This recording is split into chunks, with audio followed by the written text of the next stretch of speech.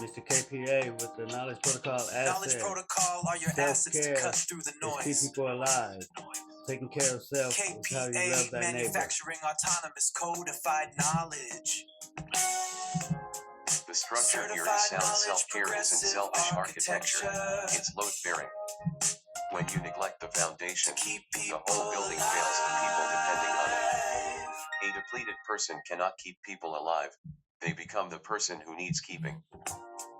Cut the guilt that society attaches Knowledge to rest and protocol are restoration. your assets to cut The through the unproductive noise. path is grinding yourself to dust trying to serve from an empty vessel KPA that's not noble. manufacturing That's autonomous wasteful. codified The sovereign move knowledge. is treating your own maintenance as a non-negotiable operational Certified standard, knowledge, not a progressive reward given after everyone else is architecture. handled.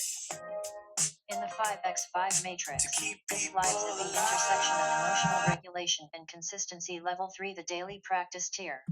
The behavioral framework is simple. Schedule self-care the same way you schedule obligations to others, because it is an obligation to others.